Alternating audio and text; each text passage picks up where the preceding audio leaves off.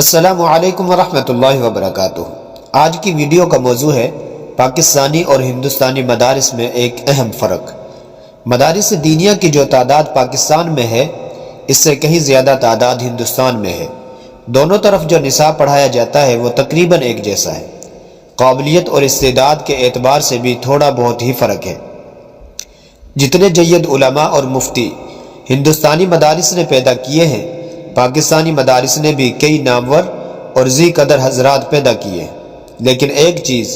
جو میں گزشتہ 10 سالوں سے دیکھ رہا ہوں وہ یہ ہے کہ ہندوستانی مدارس اپنے ہاں ضروری عصری تعلیم اور فنون کے اعتبار سے بھی بہت محنت کر رہے ہیں۔ دور دراز دیہاتی مدارس میں بھی انگریزی زبان اور کمپیوٹر سکھانے کا خاطر خواہ انتظام ہے۔ اگرچہ گزشتہ چند سالوں سے پاکستانی مدارس نے بھی اس طرف توجہ کی ہے، اوسطاً 5% بھی نہیں ہے، اور اس سے بھی بڑھ کر مدارس کو قومی دھارے میں شامل کرنے اور اپنے کردار مؤثر بنانے کے لیے جو طریقہ ہندوستانی مدارس نے اپنایا ہے وہ بے حد مفید ثابت ہو رہا ہے، جبکہ پاکستان میں اس کے متعلق ابھی تک اضطراب اور احتراز موجود ہے۔ ہندوستانی مدارس اپنے بچوں کو جدید علوم سے آراستہ کرنے کے ساتھ ساتھ ماہر تجربہ کار ڈاکٹروں، انجینئروں، پروفیسروں اور ہر طبقہ زندگی سے تعلق رکھنے والے افراد کو اپنے ہاں بلاتے اور ورکشاپوں کا اہتمام کرتے ہیں، جس میں ان ماہرین کی مدد سے بچوں کو قومی اور عالمی امور سے جہاں آگاہی میسر آتی ہے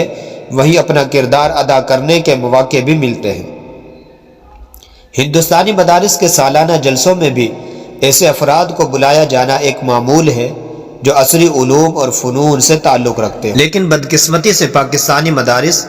اپنے ان اہم ترین پروگراموں کے لیے بھی ایسے افراد کو بلانے اور ان کی چاپلوسی پر محنت کرتے ہیں کہ کون اچھی سر لگاتا ہے،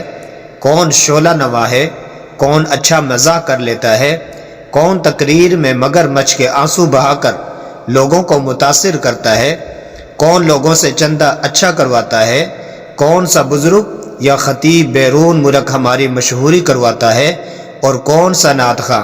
فرمائشیں پڑھ کر ان کے جذبات کی تسکین کرتا ہے۔ حالانکہ یہ جلسے طلباء اور عوام الناس کی دینی تربیت اور عمومی زندگی پر کیا اثر ڈالتے ہیں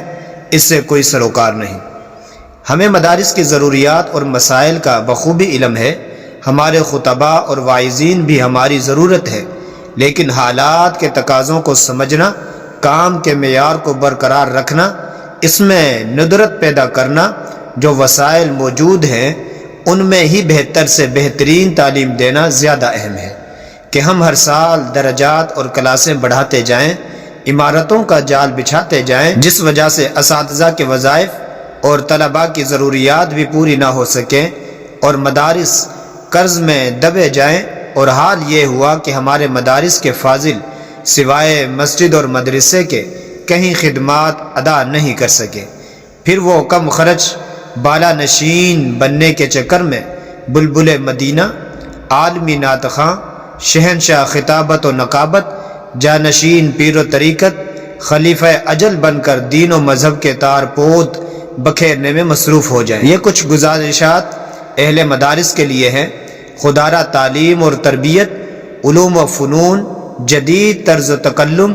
اور ملک کی ضروریات کے مطابق افراد سازی کی کوشش کریں۔ اٹھو وگرنہ حشر نہ ہوئے گا پھر کبھی،